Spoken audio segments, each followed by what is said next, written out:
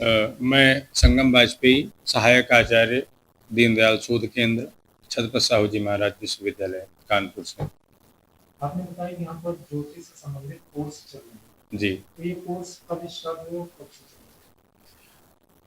रहा ज्योतिष और कर्मकांड का कोर्स 2 साल पूर्व प्रारंभ हुआ था, जिसमें हमारा एमए ज्योतिर्विज्ञान है, जो जिसके हमारे एक बैच अभी निकल चुका है जून में, और कर्मकांड के हमारे 2 बैच निकल चुके हैं। 3 साल से कोर्स चल रहा है, तीसरा सत्र भी जुलाई से प्रारंभ होगा। और वर्तमान में वास्तुशास्त्र के डिप्लोमा के लिए भी एक कोर्स प्रारंभ हुआ है, जिसमें हमारे 2 सेमेस्टर हैं, 1 वर्ष का यह डिप्लोमा है।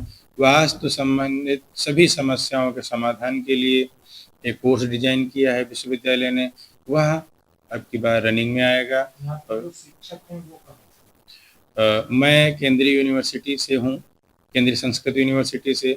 हमारे साथ में श्रीमान श्रवण कुमार द्विवेदी जी हैं, वह इंदौर से उन्होंने पीएचडी किया है और अभी सेना में सेवारत थे, वहाँ से निवृत्ति लेकर के और यहाँ पे सेवा दे रहे हैं, कार्य कर रहे हैं। और एक स्वयं प्रकाश अवस्थी जी हैं, वह ज्योतिष का कार्य कर रहे थे और यहाँ पे सहायक के रूप में उनकी नियुक्ति हुई है। ज्योतिष और वास्तु में मिनिमम जो एजुकेशन वो कितनी चाहिए? ज्योतिष के लिए अनिवार्य रूप से स्नातक होना चाहिए, किसी भी सब्जेक्ट से स्नातक हो, और उसको सामान्य हिंदी, सामान्य भाषा का ज्ञान हो, हिंदी का भी, संस्कृत का भी और इंग्लिश का भी, ताकि वह कक्षा में बैठ करके सभी विषयों का अच्छे से समझ सके। इसका उद्देश्य क्या था? ये आपको ये खोला गया शोध केंद्र, इसका उद्देश्य क्या? भारतीय ज्ञान परंपरा की जो एक निरंतर ज्ञान गंगा का प्रवाह भारत में था, उसका धीरे धीरे ह्रास हो रहा है चारों तरफ।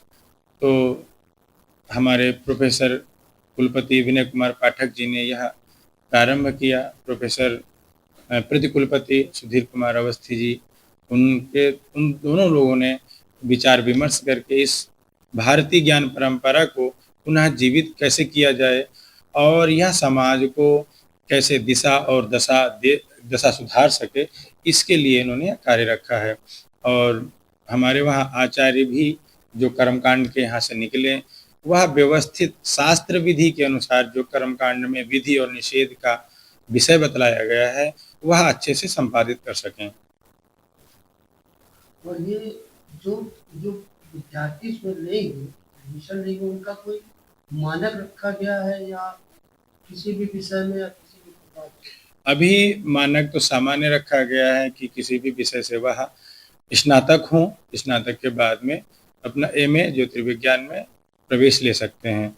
कर्मकांड के लिए उनका उत्तर मध्यमा संस्कृत में होता है, उत्तर प्रदेश माध्यमिक संस्कृत शिक्षा परिषद से उत्तर मध्यमा माने इंटर बोलते हैं उसको, वह उत्तीर्ण होगा तभी वह कर्मकांड में एडमिशन ले पाएगा।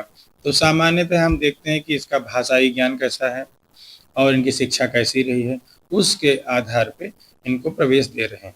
इसमें क्या संस्कृति अनिवार्य है कि किसी भी विषय का विद्यार्थी हो उसमें एडमिशन ले सकते? जी, कर्मकांड में संस्कृत अनिवार्य है, ज्योतिष में संस्कृत अनिवार्य नहीं है, लेकिन संस्कृत की समझदारी आवश्यक है, क्योंकि शास्त्र का जब अवलोकन करेंगे तो बराह मिहिर जी का है, आर्यभट्ट जी का है और बहुत ढेर सारे ग्रंथ हैं जो संस्कृत में ही हैं, उसकी व्याख्या हम हिंदी और इंग्लिश में पढ़ते हैं, तो उसका सामान्य ज्ञान आपको होना चाहिए, यह देखा जाता है। उम्र का कोई वो है उम्र का अभी तो क्राइटेरिया निश्चित नहीं किया गया है, लेकिन आगे चल करके एक निश्चित किया जाएगा। अभी तो किसी भी उम्र के स्वाध्यायी और जो इस क्षेत्र में आना चाह रहे हैं वह आकर के स्वाध्याय कर सकते हैं और अध्ययन कर सकते हैं आकर के। इसमें किसी कैटेगरी का कोई मानक नहीं, इसमें सामान्य से और ओबीसी, एससी, एसटी सबके लिए यह खुला है, सभी लोग इसमें प्रवेश ले सकते हैं।